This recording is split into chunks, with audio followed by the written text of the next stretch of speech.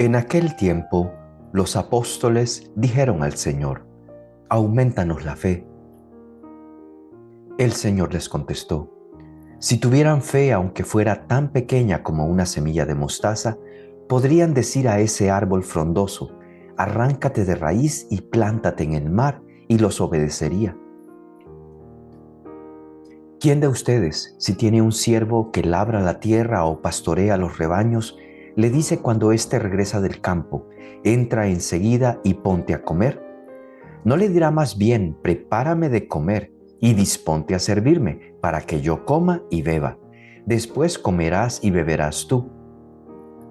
¿Tendrá acaso que mostrarse agradecido con el siervo porque éste cumplió con su obligación? Así también ustedes, cuando hayan cumplido todo lo que se les mandó, digan: no somos más que siervos inútiles, solo hemos hecho lo que teníamos que hacer. Bienvenidos al estudio bíblico. En esta ocasión tenemos el Evangelio de San Lucas, pero ya en el capítulo 17, del versículo 5 al 10. Y comienza con los discípulos que entraron en pánico y le dicen a Jesús: aumentanos la fe. ¿Y por qué? ¿Qué pasó que necesitan ellos que les aumente la fe? Pues resulta que en el versículo 4 y 5, el Señor les dijo a ellos que ellos tenían que perdonar. Y si tu hermano te ofende y regresa y se arrepiente, tú lo perdonarás. Si tu hermano se porta mal contra ti 7 veces y 7 veces se arrepiente y viene a ti, tú lo perdonarás. Allí es donde entran en pánico los discípulos. ¿Y por qué Jesús les pone una tarea de esas? Uno, porque les está diciendo primero: no te quedes con la basura de nadie. Lo que haya podido pasar entre tú y una persona que comete un error, o tal vez tú mismo, y tú pides perdón y ya pasó, pues que tú saques eso malo, que no permitas que en tu corazón se llene, que tu corazón se llene de basura de lo que fuese.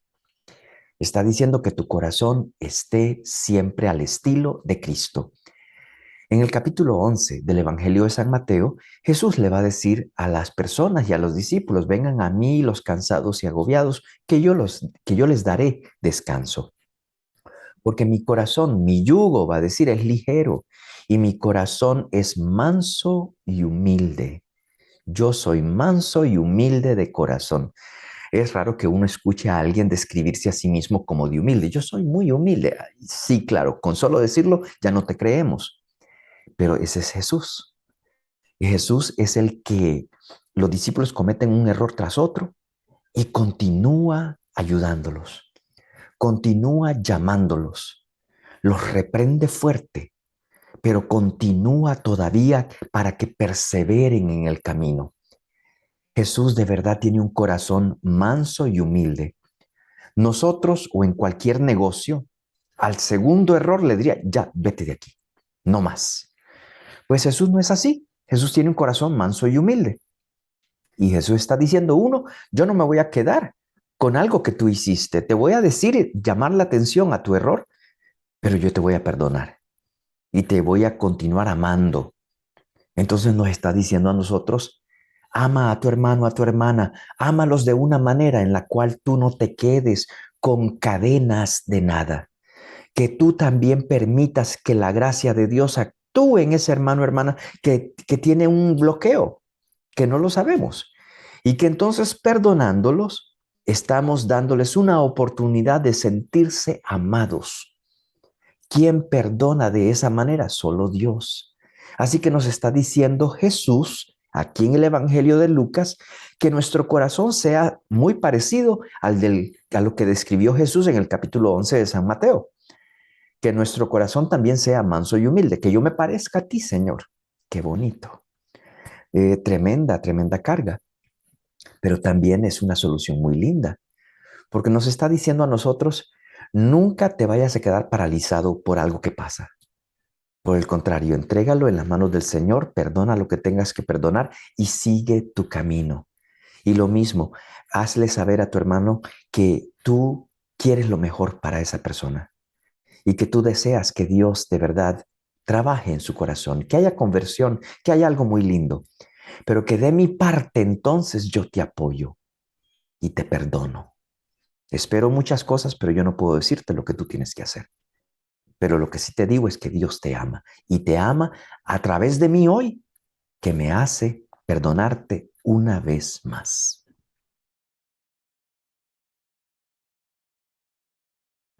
Entonces les decía, los discípulos entraron en pánico cuando el Señor les acaba de poner ese reto.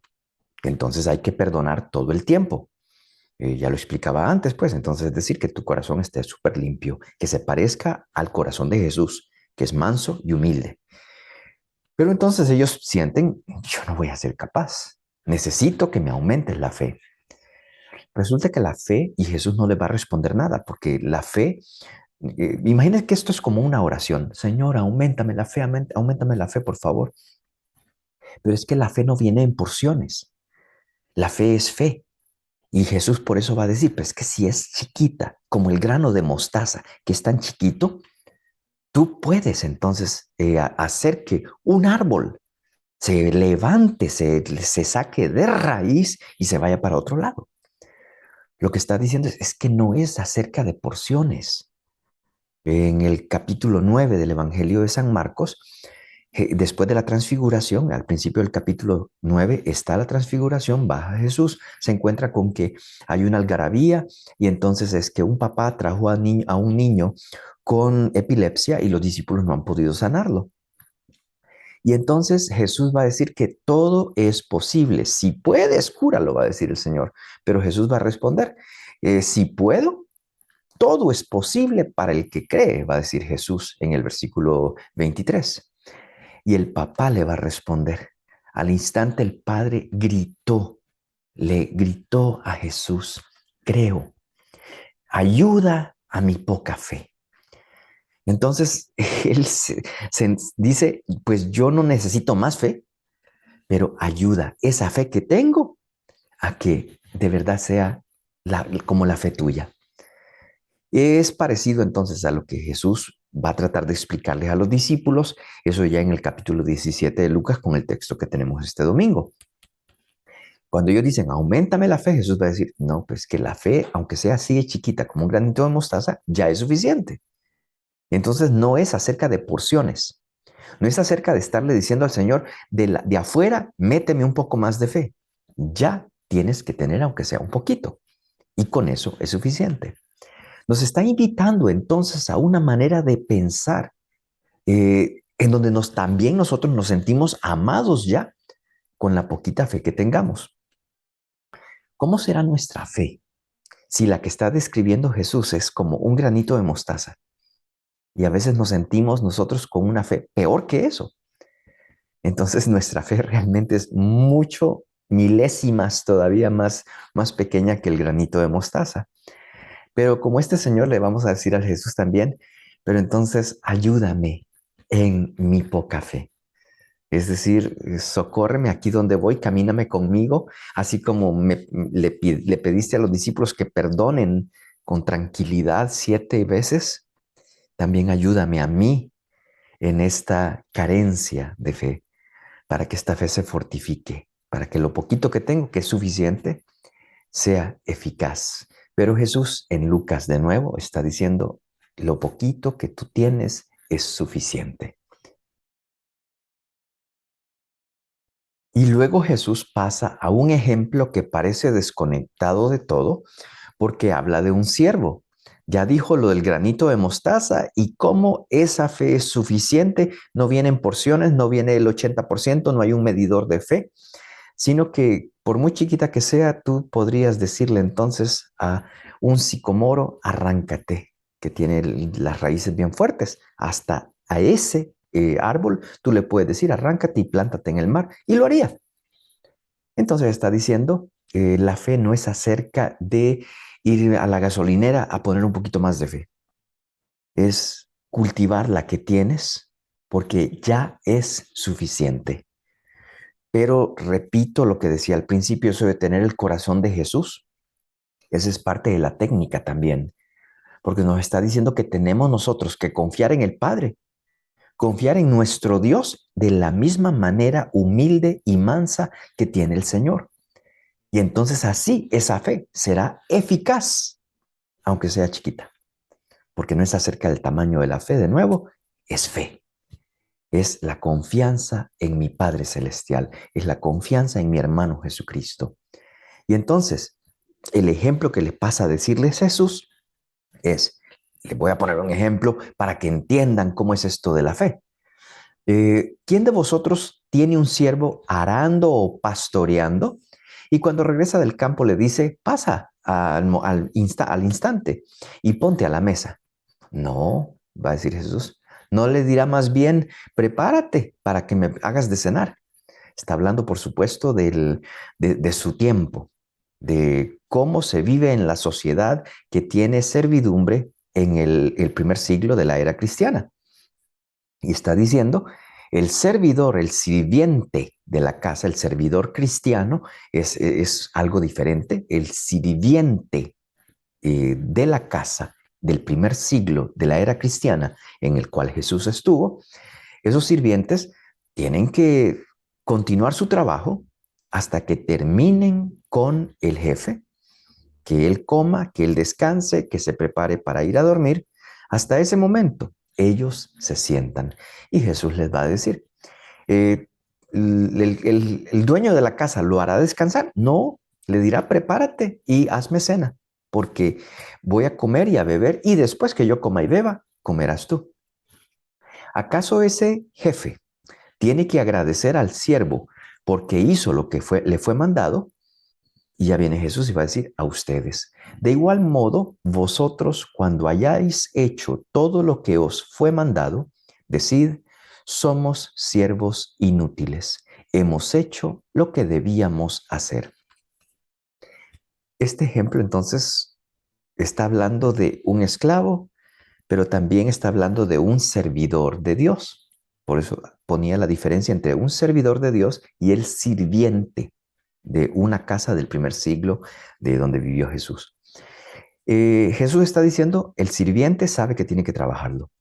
¿Y el servidor tiene que confiar que lo que está haciendo, lo está haciendo con el corazón de Dios, con la fuerza de Dios, y entonces no lo siente como una carga, lo hace de nuevo como servidor con una clase de servicio que es divino. ¿A qué me estoy refiriendo? Piénselo con una comparación con el libro del Génesis. Dios dijo, vamos a hacer al ser humano a imagen y semejanza. Pero dice entonces que Dios lo creó. Ahí está la imagen. Pero no dice cómo creó la segunda parte, la semejanza. Los teólogos biblistas desde la antigüedad, desde Tertuliano, que es de los primeros siglos de la iglesia, muchos de ellos pensaban, ¿qué pasa entonces? ¿Qué pasó después? La reflexión llega hoy en día a decir es que la semejanza, el Tertuliano es el que va a decir esto, un cristiano no nace, un cristiano se hace. Entonces, la semejanza a Dios, ya somos creación. Entonces ya estamos, la imagen ya está, pero la semejanza no todavía. La semejanza se va dando cada día cuando me voy entrenando, cada día cuando voy perdonando lo que hablaba al principio. Y entonces Jesús está diciendo, cuando tú eres servidor, te estás entrenando también.